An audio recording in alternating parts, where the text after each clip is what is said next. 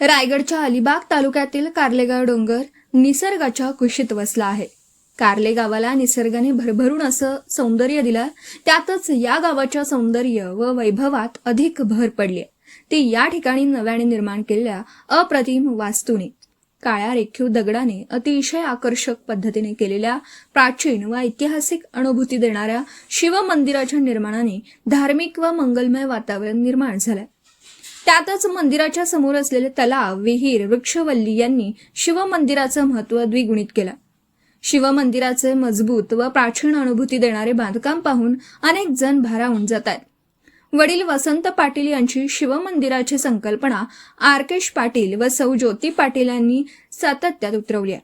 कैलासवासी वसंत मोरू पाटलांच्या स्मरणार्थ स्वखर्चाने शिवमंदिर उभारून मंदिराचा जीर्णोद्धार करण्यात आला।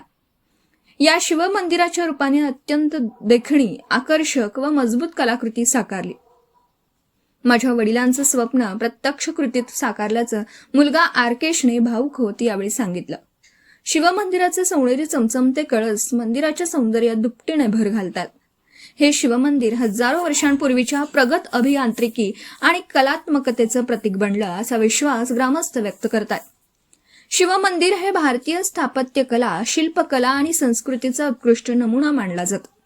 कार्ले गावातील काळ्या पाषाणाने बनलेली शिवमंदिराची ही प्रतिभा देखील शिल्प व कोरीव कामातून अधिक आकर्षक व प्रभावी दिसते।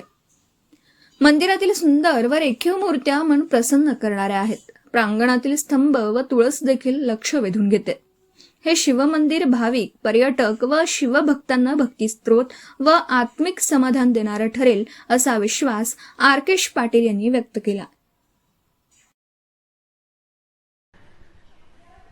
ताई, काय नाव आपलं? अतिशय सुंदर असं प्रतिम असं त्या ठिकाणी समोर तळा आहे आणि तळ्याला शोभेल आणि गावाला शोभेल, त्याच्या वैभवात भर पडेल असं शिवमंदिर आपण साकारलंय। काय सांगाल, काय नाव आपलं, याच्या मागची भावना काय? माझं नाव ज्योती आरकेश पाटील। मला खूप अभिमान वाटतोय की माझ्या नवऱ्याने हे सर्व व्यवस्थित मंदिर पूर्ण केलं आणि अगदी पाहिजे होतं तसं त्याच्या मनाप्रमाणे हे पूर्ण झालेलं आहे आणि त्याच्या वडिलांची इच्छा होती, त्यांनी ती पूर्ण केली। अशीच सर्वांनी आपापल्या वडिलांची किंवा आई वडिलांची इच्छा पूर्ण करावी। आणि घरासमोरच हे शिवमंदिर होतं, तर आम्ही नेहमी बघायचो की मोडकळीस आलं होतं।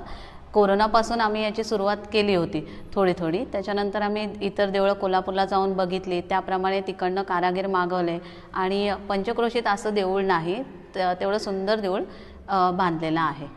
ते नेमकं कुणाच्या स्मरणार्थ बांधलेलं आहे आणि त्याच्यासाठी पुढाकार नेमका या मंदिरासाठी कुणी घेतला? माझे सासरे कैलासवासी वसंत मोरू पाटील, त्यांची खूप इच्छा होती आणि गेले 20 वर्ष ते खूप असं प्रयत्न करत होते की आपण हे देऊळ बांधूया, पण त्यांच्या हातीत नाही झालं। पण त्यांचा मुलगा, माझे नवरा आरकेश वसंत पाटील यांनी ते इच्छा पूर्ण केली।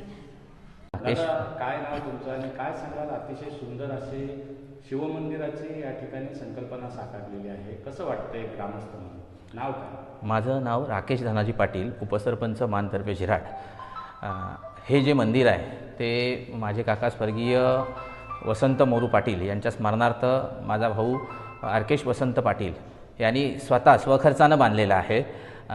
या मंदिराच्या बाबतीत सांगायचं तर हे फार प्राचीन मंदिर आहे, रामदर्शनच्या पायथ्याशी असणारं आणि साधारणतः एक प्राईम लोकेशनला असणारं, समोर सुंदर असं सुसज्ज तळं आहे आणि तळ्याच्या समोर हे ऐतिहासिक मंदिर आहे आणि त्याच दर्जाचं, अतिशय प्राचीन संस्कृतीचं, तसेच कोरीव दगडांचं, कोल्हापूरवरून दगड आणून हे मंदिर बांधलेलं आहे।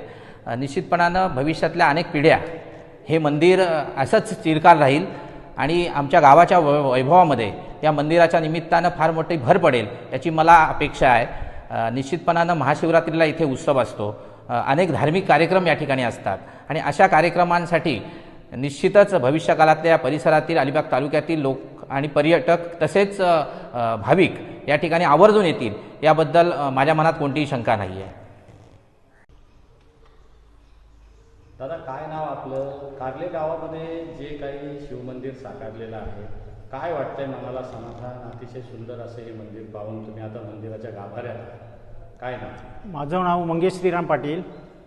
मी या गावातील मंदिराच्या साईडलाच माझं घर आहे आणि माझी पण इच्छा होती की माझे काका होते ते आता या दुनियेमध्ये नाहीत आता, पण त्यांची इच्छा होती की मला पूर्वीपासून बोलायचे ते की आपल्या गावात जेव्हा मंदिर कोण करत असेल काय करत असेल तर माझी त्याला मदत आहे किंवा काय असेल तर मला सांगा, मी करून देईन असं त्यांची इच्छा होती.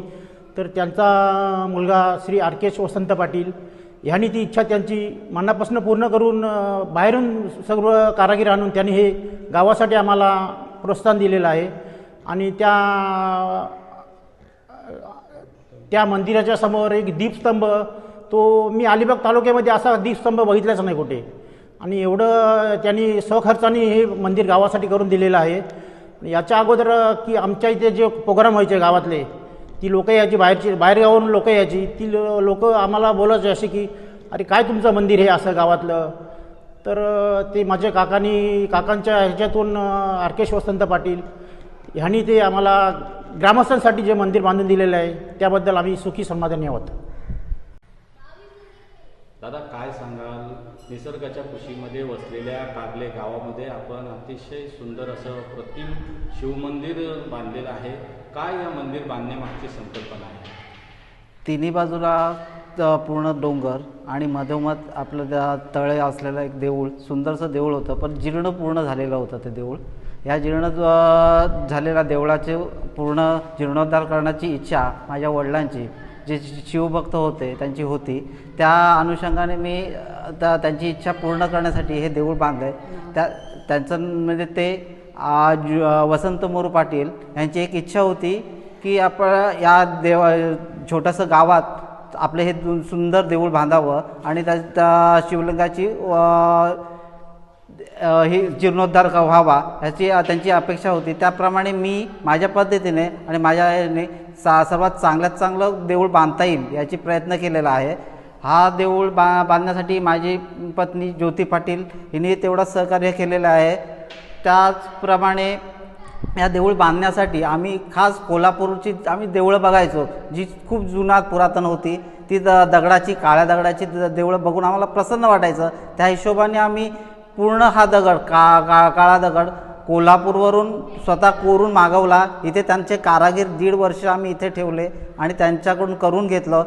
प्रयत्न केला खूप चांगलं करण्याचं, जे सुशोभित होईल. छोटंसं गाव आहे ते या कारणाने लोक बघतील, त्याची प्रसिद्धी होईल आणि लोक येतील आपल्या गावात, हीच अपेक्षा होती. आणि जे पुरातन शिवमंदिर आहे, जे ही त्याची अशीच ही व्हावी ही माझी इच्छा आहे की जे आपल्या संस्कृती आहे ती उन्नतीत व्हावी. एकूणच आपण बघतोय की प्राचीन काळातील पुरातन ऐतिहासिक जी मंदिरं आहेत त्या मंदिरांचं स्वरूप आणि वैशिष्ट्य हे मंदिर पाहिल्यानंतर त्या ठिकाणी प्रतिबिंबित होतं. काय सांगाल, ज्या पद्धतीनं हे दगड या ठिकाणी पाषाण वापरलेला आहे, दगडवीट किंवा इतर जे दगड आहेत, लाल मातीचा दगड यांचा वापर न करता आपण हे दगडं वापरलेले आहेत आणि मजबूत आणि आकर्षक असे दगड आणि एकूणच रचना आहे, त्याबद्दल काय सांगाल? आम्मी कोल्हापूरला जाताना बरेचशी अशी पुरातन दगडाची देवळं जुनी बघतो, तर ती कन्सेप्ट बघूनच आम्ही विचार केला की काळ्या दगडाची खरोखर ही कोरतात कशी आणि कोरली गेली तेवढं कठीण आहे. जांभा दगड लगेच कोरला जातो, पण हा कठीण दगड कोरणं सोपं नसतं. त्याची बघून आम्ही एक कारागीर आम्हाला भेटले, त्या हिशोबाने त्यांना आम्ही भेटून हा अशी कन्सेप्ट सांगितली.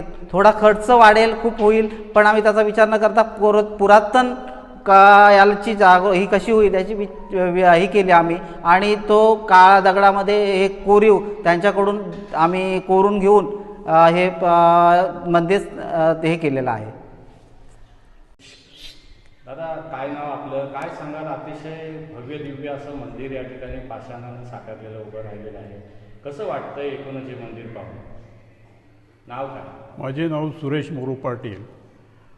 माझे हे 2 नंबरचे माझे मोठे भाऊ, आणि त्यांची पूर्वीपासून इच्छा होती की आपल्या गावात आपले जे जुने देऊळ आहे ते मोडकळीस आलेले आहे ते चांगले व्हावे, तर त्यांची इच्छा होती. आणि त्यांची इच्छा पूर्ण त्यांचा मुलगा आर्केश वसंत पाटील यांनी पूर्ण केलेली आहे. त्याच्यामुळे आम्हाला भरपूर आनंद झालेला आहे. Video reporter Dhamsheel Sawant, KTV news, Raigad. आपल्या परिसरातील बातम्या आमच्यापर्यंत पोहोचवण्यासाठी स्क्रीनवर दिलेल्या क्रमांकावर संपर्क साधू शकता. दूरध्वनी क्रमांक 9833235011. त्याचप्रमाणे अधिक माहितीसाठी स्क्रीनवर दिलेल्या KTV न्यूजच्या ईमेल आयडीवर देखील संपर्क करता येईल.